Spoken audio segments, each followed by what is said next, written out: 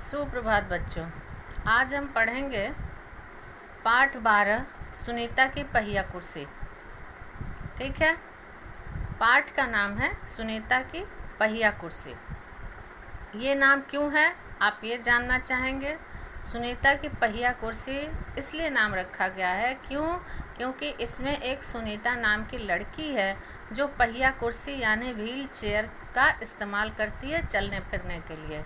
इसलिए क्योंकि उसका पैर काम नहीं करता है, वो अपने पैरों से चल फिर नहीं पाती है, इसलिए वो पहिया कुर्सी का इस्तेमाल करती है, प्रयोग करती है और उसी के द्वारा यानी उसी पर बैठकर वो अपने सारे काम करती है।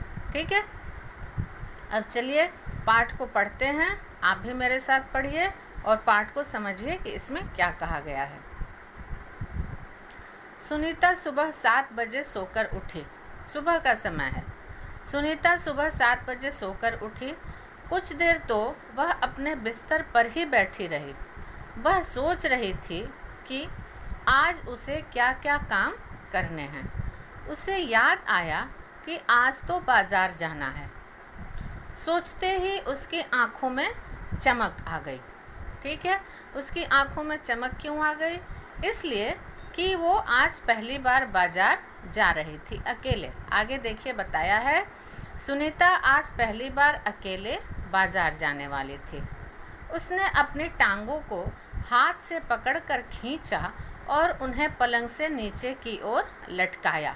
मैंने अभी आपको बताया कि सुनीता के पैर ठीक से काम नहीं करते थे, वो पैरों से चल फिर नहीं पाती थी, उसके पैर में बिल्कुल जान नहीं था। इसलिए वह अपने हाथ से अपनी टांगों को टांग माने होता है पैर। ठीक है, तो अपने हाथों से अपने टांग को पकड़कर खींचती है और खींचकर उन्हें पलंग से नीचे लटकाती है। क्यों? क्योंकि वो अभी पलंग से सोकर उठी है। फिर पलंग का सहारा लेती हुई अपनी पहिया कुर्सी तक बढ़ी। सुनीता चलने फिरने के लिए पहिया कुर्सी की मदद लेती है। मैंने अभी आपको बताया था कि उसके पैर खराब थे, ठीक से काम नहीं करते थे, ठीक से क्या बिल्कुल ही काम नहीं करते थे, इसलिए वो चलने फिरने के लिए पहिया कुर्सी की मदद लेती है। आज वह सभी काम फुर्ती से निपटाना चाहती थी। फुर्ती से यानी फटाफट, जल्दी जल्दी। ठीक है, हालांकि कपड़े बदलना, जूते पहनना आदि उसके लिए कठिन काम है। ठीक है, क्यों कठिन काम है? कि ये सारे काम उसको, जैसे कपड़े बदलेगी तो खड़े होकर बदलेगी, जूता पहनेगी खड़े होकर बदलेगी, ये सब काम उसके लिए कठिन है। क्यों? क्योंकि वो उसके पैर काम नहीं करते हैं। पर अपने रोज़ाना के काम करने के लिए उसने स्वयं ही कई तरीके ढूंढ निकाले थे। रोज़ाना माने जो हम काम रोज़ करते हैं, नियम से करते हैं। ठीक है, तो ये सारे काम करने के लिए उसने अपने कई तरीके यानी वो अपने तरीके से इन सारे कामों को करती थी। 8 बजे तक सुनीता नहा धोकर तैयार हो गई। माँ ने मेज पर नाश्ता लगा दिया था। माँ, अचार की बोतल पकड़ाना, सुनीता ने कहा। अलमारी में रखी है, ले लो, माँ ने रसोई घर से जवाब दिया। रसोई घर माने होता है जहाँ पर हम खाना बनाते हैं। ठीक है, जिसको आप लोग किचन कहते हैं, वही रसोई घर। सुनीता खुद जाकर अचार ले आई। नाश्ता करते समय उसने पूछा, माँ, बाजार से क्या क्या लाना है? 1 किलो चीनी लानी है, पर क्या तुम अकेले संभाल लोगे? पक्का, सुनीता ने मुस्कुराते हुए कहा। सुनीता ने माँ से झोला और रुपए लिए अपनी पहिया कुर्सी पर बैठकर वह बाजार की ओर चल दी। सुनीता को सड़क की ज़िंदगी देखने में मज़ा आता है। चूँकि आज छुट्टी है, इसलिए हर जगह बच्चे खेलते हुए दिखाई दे रहे हैं। ठीक है, छुट्टी में सभी बच्चे खाली रहते हैं, स्कूल नहीं जाना होता है, इसलिए सब बच्चे इधर उधर खेल रहे हैं। सुनीता थोड़ी देर रुककर उन्हें रस्सी कूदते, गेंद खेलते देखती रही। वह थोड़ी उदास हो गई। वह भी उन बच्चों के साथ खेलना चाहती थी। ठीक है, उदास हो गई। क्यों उदास हो गई? क्योंकि उसके पैर अगर होते तो शायद वो भी उन बच्चों के साथ खेलती। ये सोचकर वो उदास हो गई। खेल के मैदान में उसे एक लड़की दिखी जिसकी माँ उसे वापस लेने के लिए आई थी। दोनों एक दूसरे को टुकुर टुकुर देखने लगे। टुकुर टुकुर देखना माने होता है एकटक देखना। ठीक है। फिर सुनीता को एक लड़का दिखा।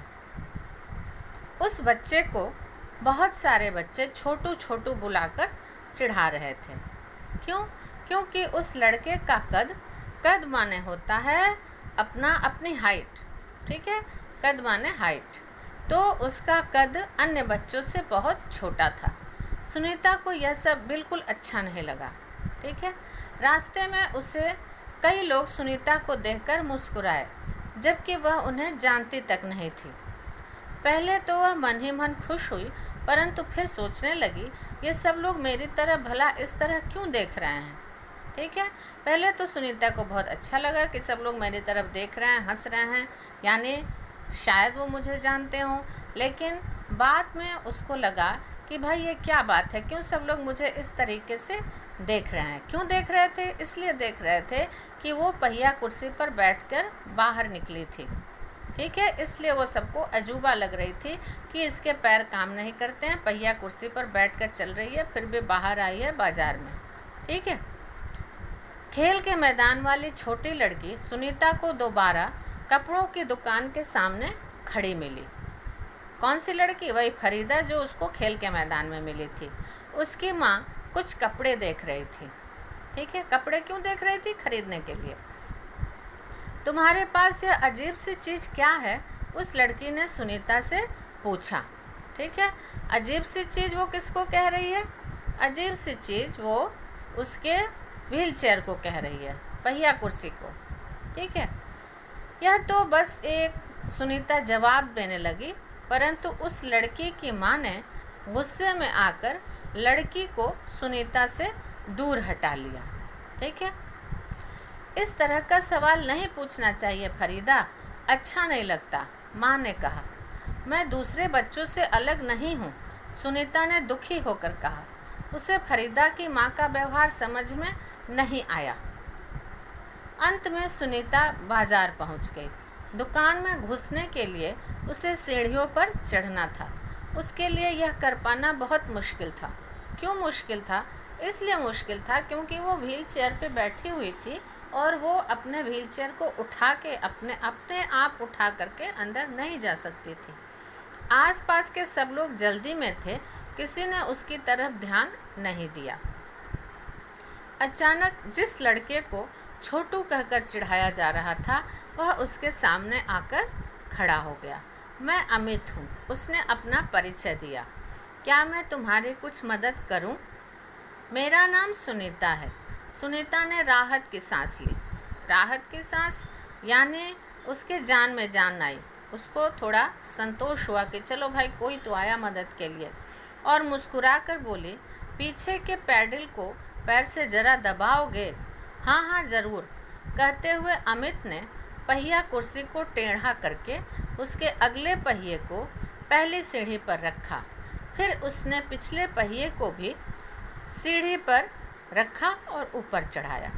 सुनीता ने अमित को धन्यवाद दिया और कहा, अब मैं दुकान तक खुद पहुंच सकती हूं। दुकान में पहुंचकर सुनीता ने 1 किलो चीनी मांगी।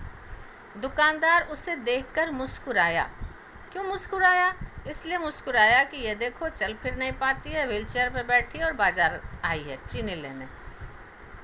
चीनी की थैली पकड़ने के लिए उसने हाथ आगे बढ़ाया ही था कि दुकानदार ने थैली उसकी गोदी में रख दी। क्यों रख दी? उसे लगा कि शायद ये आगे बढ़ कर के थैली नहीं ले पाएगी, इसके पैर काम नहीं करते हैं, तो ये कैसे लेगी, इसलिए उसने थैली उसकी गोदी में रख दी। सुनीता ने गुस्से से कहा, मैं भी दूसरों की तरह खुद अपने आप सामान ले सकती हूँ। उसे दुकानदार का व्यवहार बिल्कुल अच्छा नहीं लगा। चीनी लेकर सुनीता और अमित बाहर निकले।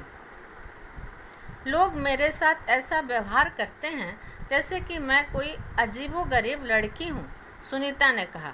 अजीबोगरीब यानी विचित्र, अनोखा। ठीक है, शायद तुम्हारी पहिया कुर्सी के कारण ही वे ऐसा व्यवहार करते हैं, अमित ने कहा। पर इस कुर्सी में भला ऐसी क्या खास बात है?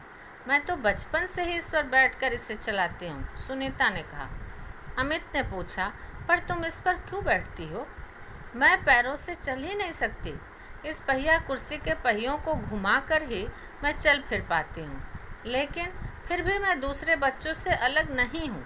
मैं वे सारे काम कर सकती हूँ जो दूसरे बच्चे कर सकते हैं, सुनीता ने कहा। अमित ने अपना सिर ना में हिलाया और कहा, मैं भी वे सारे काम कर सकता हूँ जो दूसरे बच्चे कर सकते हैं, पर मैं भी दूसरे बच्चों से अलग हूँ, इसी तरह तुम भी अलग हो। सुनीता ने कहा, नहीं, हम दोनों दूसरे बच्चों जैसे ही हैं। अमित ने दोबारा अपना सिर ना में हिलाया और कहा, देखो, तुम पहिया कुर्सी पर बैठकर चलती हो, मेरा कद बहुत छोटा है, हम दोनों ही बाकी लोगों से कुछ अलग हैं। सुनीता कुछ सोचने लगी। उसने अपनी पहिया कुर्सी आगे की ओर खिसकाई। अमित भी उसके साथ साथ चलने लगा। सड़क पार करते समय सुनीता को फरीदा फिर नजर आई। इस बार फरीदा ने कोई सवाल नहीं पूछा। अमित झट से सुनीता की पहिया कुर्सी के पीछे चढ़ गया। फिर दोनों पहिया कुर्सी पर सवार होकर तेजी से सड़क पर आगे बढ़े। फरीदा भी उनके साथ साथ दौड़ी। इस बार भी लोगों ने उन्हें घूरा, परंतु अब सुनीता को उनकी परवाह नहीं थी। ठीक है, ये कहानी यहीं पर ख़त्म होती है।